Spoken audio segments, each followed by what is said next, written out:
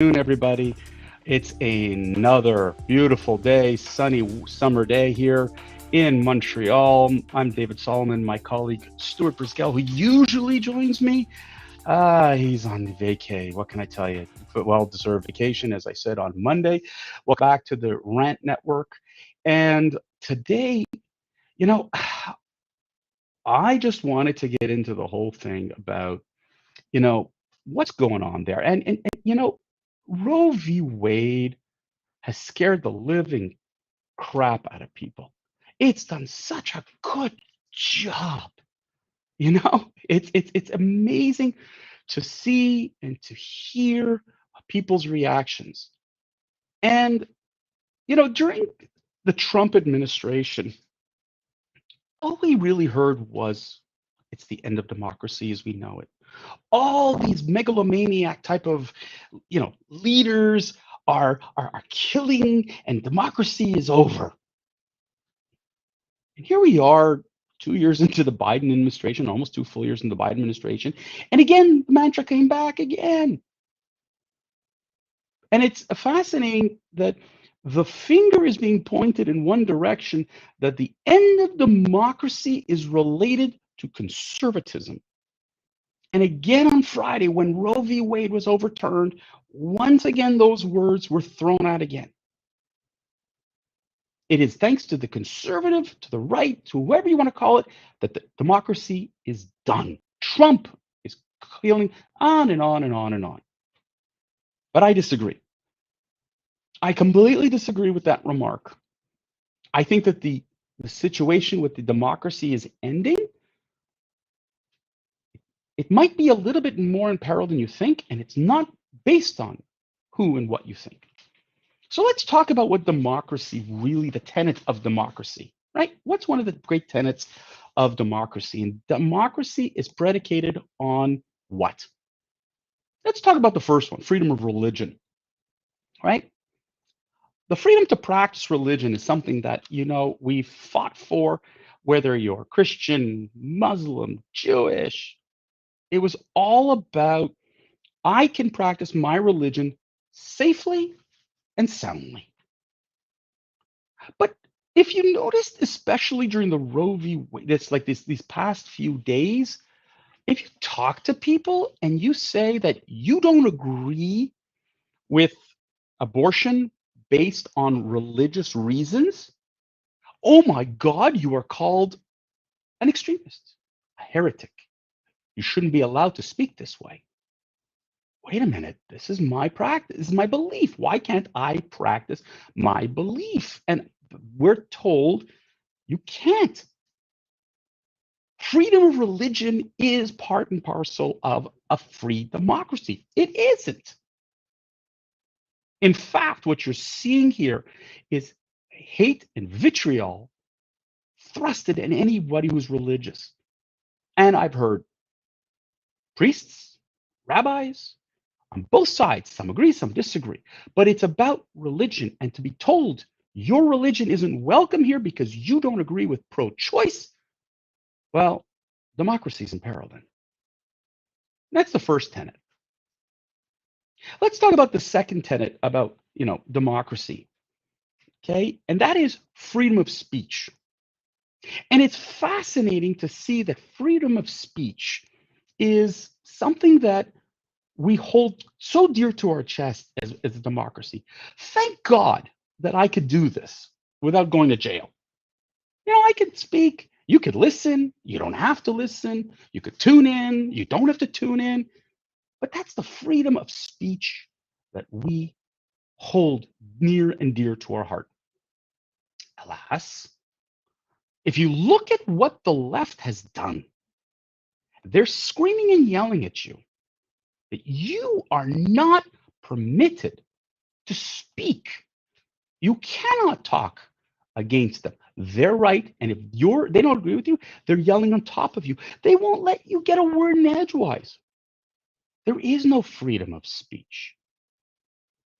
You can't, your beliefs, your feelings don't matter unless you agree with them. That's absurd. I should be able to, go and have my own protests if I want without someone telling me I can't. Now, it is, you know, I'm not suggesting there's hate speech that should be permitted. I'm against hate speech, racism, what have you. But if I don't agree with the pro choicers, I might be a pro lifer. And by the way, I've yet to tell anybody really where I stand. But a pro lifer stands up and says, I want to tell the world, I want to march with my fellow pro lifers. And you're being told you can't. You're being yelled at, shut down. That's not freedom of speech. And that's what the left has done. They've literally clamped it. Now, we've talked about this during these rants numerous times. Universities clamped them down. The left has clamped them down. The media has clamped them down. It's an amazing, amazing situation in which when you want to express how you feel, I mean, look how many families can't sit at a dinner table because your feelings aren't acceptable. There is no freedom of speech, and it's horrifying to hear that. This is where democracy falls apart. Let's talk about another one. Let's talk about the rule of government. The rule of government. There are checks and balances. There are ways in which laws are passed, the way governments work. And it's funny because the term authoritarian, autocratic was thrown at Donald Trump numerous times. Former Prime Minister Harper, same thing. These control freaks, they wanted to run government super tight. But yet, have you looked at the way Joe Biden runs or the way, for example, Justin Trudeau? He's my favorite example. Justin Trudeau, right? There's a rule of law. Government is supposed to sit in Parliament is supposed to sit. He suspended government. He criticized former Prime Minister Harper, the conservative prime minister, for wanting to suspend government, and Trudeau ended up doing that. Trudeau runs the government like he is a king. Don't say anything. No one says anything. That's not rule of law. That's not democracy. That's autocracy. Now, when you hear that I could do whatever I want because I'm the ruler, that's again not democracy. That's where the problem lies.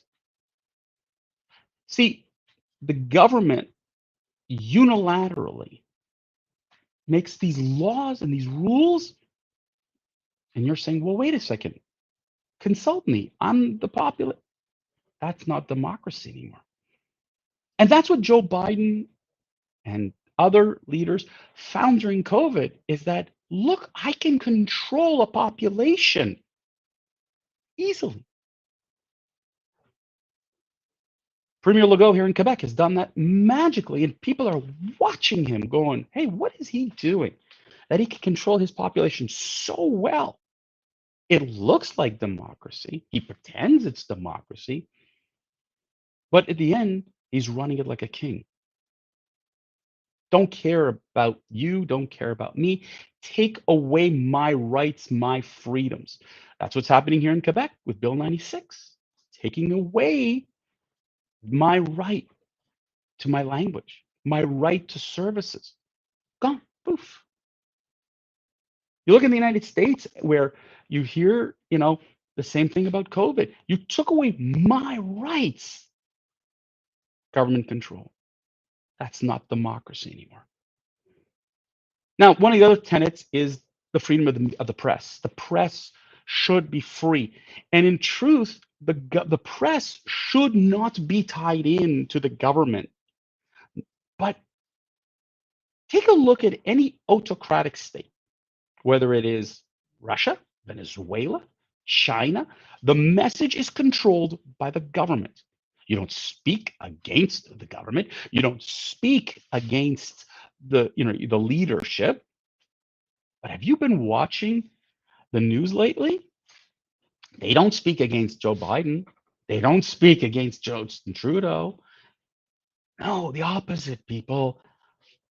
The collusion between the press and the left is extraordinary. There is a control. There is an alliance between these two entities that want to make sure that they stay in power. That's not democracy anymore, people. That's autocratic rule. That's control. Think of the propaganda. When you go to it and if you talk to anybody who lives in an autocratic state, that's what they tell you. The propaganda machine works in extraordinary ways, from the government to the media. Everything, the messaging is controlled. And this, and if you listen to the Biden administration or the Trudeau administration and you read the news, you watch the news, it's the same thing, the same messaging, the same opinions. God forbid you would challenge the government. Democracy and freedom of the press is about challenging it. So when a New York Post or a Fox News challenges the Biden administration and the government and the left media attacks them, where's the freedom of the press? Where's the freedom to report? Where's the freedom to challenge? Fox News was accused for 4 years of being Trump's voice box, right? Discrediting Fox because, or the New York Post because they were Trump's voice box. And now it's the reverse. So whether or not, and you look at TV shows like The View and all these other op-ed, they're laced with people spewing the government's propaganda. And the same thing is happening on CNN and MSNBC, that when they come on there, they will do everything in their power to propagandize, to spew the government's messaging, to ensure that you vote for the Democrats or the liberals. Because that's really where this is going. So while you might say, David, no, it's democracy. I have freedoms. I could do what I want. I could be what I want. I live in a democratic society. And no, I'm not saying we live in a communist society. But these same people have been saying that if you vote for the right, you're voting for fascism. Which, by the way, it's funny how you don't even understand how fascism works then. But if you're saying that a vote for conservatism is a vote for fascism, then I could say to you that a vote for the left is a vote for communism, which is effectively similar in terms of autocratic rule. Philosophies are different, but autocratically they are the same. And both cases, democracy's dead. It's been proven time and time again that when you go too far into the extreme, the people who lose out are the people. You and I lose out. But the right and the left, by pulling everything out, we are causing this end of our democracy. It may not look like, a Venezuela. It may not look like a China or a North Korea. And you would say, God forbid we should get there. But the democracy that we've been accustomed to, been living with, love and adore, is getting kicked in the nuts because the right and the left are doing to each other the same thing. But the left, seen right now being in power, is doing more and more and doing the same thing that they accused the right of doing. They're doing it without interference, without challenging, without anything. Because when the government and the media are aligned in that extent and spewing the same stuff and misleading you, misleading me, and the news is completely skewed and there's propaganda, democracy's in trouble. So here we are. It is the middle of 2022, and you thought we've advanced in our society. You thought we've come a long way. But in the end, we haven't. It's the 1930s all over again. We see that. We see how governments are getting the flavor of autocratic rule. COVID gave them all this taste of, oh my God, I can control the population and stay in power. It is attractive, it is sexy. But then again, you and I lose out. And that's scary. Frankly, I'm not even sure what to do anymore. But we got to stop our politicians from taking advantage of us, and we need our democracy back. Ladies and gentlemen, that ends the Wednesday rant. I look forward to seeing you guys on Friday. Really, really do. Friday will be July 1st here in Canada, our Canada Day. July 4th on Monday is American Independence Day.